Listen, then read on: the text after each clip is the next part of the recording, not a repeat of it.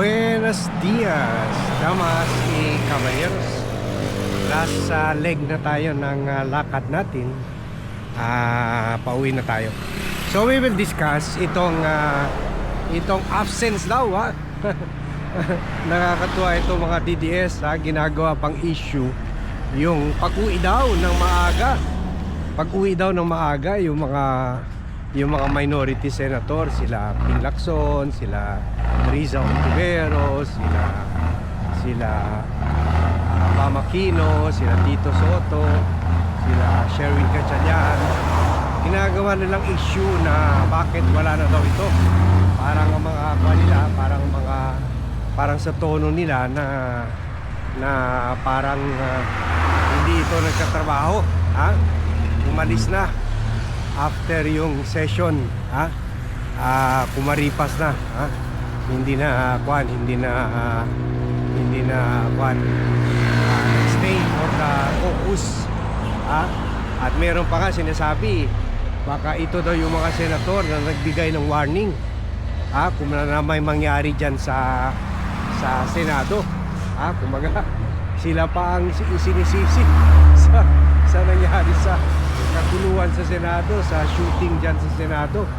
Samantala bata ni Marcoleta, yung ex 3-star general na inappoint head of security, sergeant of arms ng Senado, yun ang unang nagpaputok. Ibig sabihin sila puro DDS DDS ops ito. Pero ngayon pinapalabas nila na baka kasi meron na nagbigay ng text sa mga senator na umalis na kayo kasi magkakagulo. So that only shows talaga sinet up talaga, ginawa talaga yung linanuhan talaga yung grandscape ni Bato. Kaya ngayon sinagot ni Sherwin Gatchalian yung mga bumabanat sa kanila na sa pagsabi wala na kami roon dahil hindi naman kami na-invite sa caucus.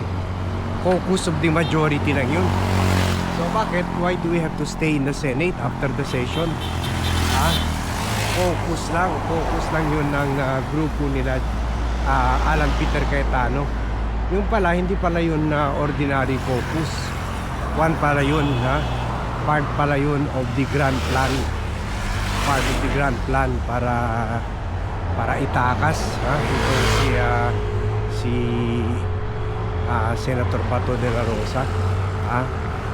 No wonder ayaw nila na roon yung membro ng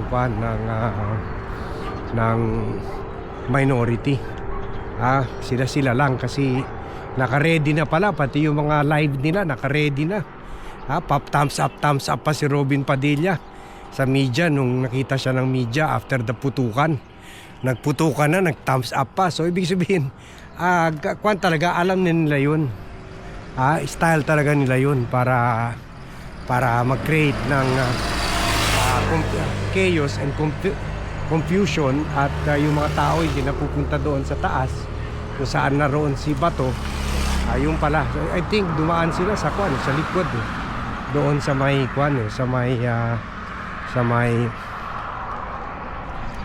GSIS. Baka meron sila exit doon, or baka sa parking mismo kasi sumama daw sa sasakyan ni Robin Padilla. So sino ba naman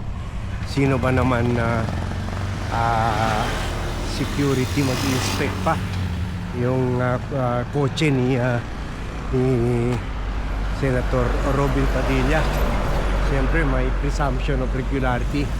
Nila isipin na gagawa nila yun, yung grandscape nila yun. Papunta na tayo sa lugar ko, sa East Zamboanga Business and Events Place. Yun. Yan. Okay. Tingnan nyo muna habang papasok na tayo. Kasi kailangan dagdagan ko pa yung haba ng oras sa paglalakad. Ilang steps na ba tayo? Meron na tayo pa. Tingnan ko yung kwan ko. Hello po. Oh, naka 7,400 steps na tayo ha. 7,400 steps. So, malaki na rin ha. Malaki na rin. So, yan pala oh, kung nakikita nyo yung mga sign dyan, meron pa kami 3,000 square meters itong lupa na commercial lot namin dito. Meron pang 2,000 square meters na hindi pa na-develop. So, kung gusto nyo tayo ng building dyan sa lugar ko, okay lang. Pero hindi ko ibebenta yung lupa. For lease lang. Marami nang gustong bumili niyan. Pero for lease lang talaga yan. Ha? So, yan. Yan ang East Zamboanga Business and Events Place. Yan. Sige, dito na tayo. Diyan na lang tayo ikot-ikot para matapos natin itong vlog na ito. O, lampasan muna natin para mahaba-haba yung minuto na nalaka na dagdagan pa para maka 8,000 steps ako. So, nakakatuwa kasi ngayon parang bine-blame nila yung opposition, yung minority. Pero sila talaga ang meron plano. Sila talaga ang meron grand design. Yung focus nila, cover up lang yun. Part lang yun ng drama. Part lang yun ng script. Kuwari focus. Pero is everything. Kasi kung wala sila dyan, siguro hindi nakaalis si Bato. Ha? Kasi lahat ng tao, lahat ng mata nandun na kay Bato. Ha? So, pero dahil maraming senator dyan, 13 ata sila nandyan. So yung mga staff, yung mga security ay punta muna tayo sa likod. Ay yung security ay syempre kalat ang attention nila kasi they have to watch out for the safety of 13 senators. Hello, kaya yun nabigyan ng chance. Nabigyan ng chance. Hello. Nabigyan ng chance ang ayan, diyan pa rin dalang pusa oh. Dito na yung pinanganak. Si Hitler ang tawag dito. Hitler. O yan. Ang cute naman ng anak niya, dalawa. Si Hitler. Yan. Okay, kasi parang Hitler yung balbas niya eh. So yan kaya in the middle of the confusion and chaos, yun ginamit nila yun dahilan para tumakas. So dapat nga investigahan ito eh. Dapat nga mag senatorial investigation ukol dito eh. Hindi lang nila iwanan ito sa pulis. Dapat meron rin hearing ukol dito.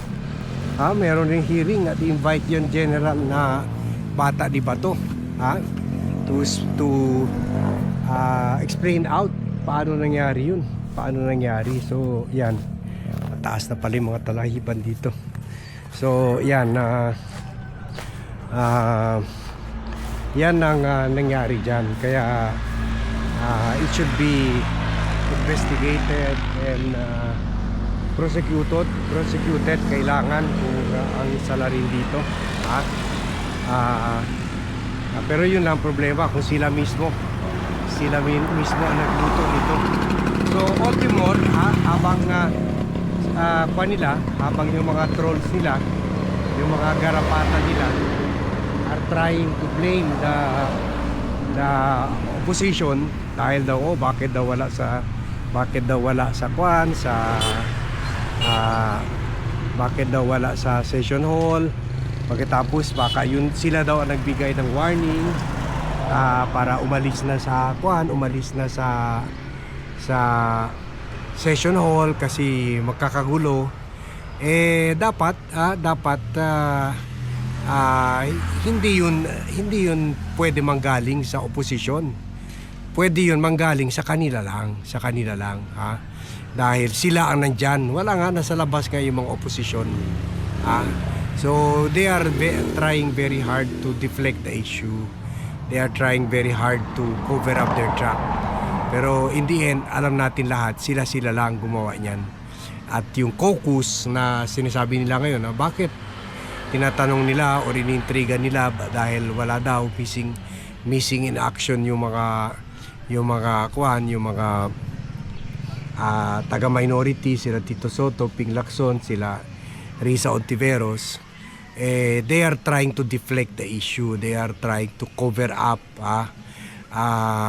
but the whole thing has been hatched and executed, planned, hatched and executed by the present majority group to spring out or to help Bato to escape. So that's the clear picture there. Okay? So thank you very much everyone for watching. Thank you very much for joining me in this vlog. Good morning to all and see you in my next vlog.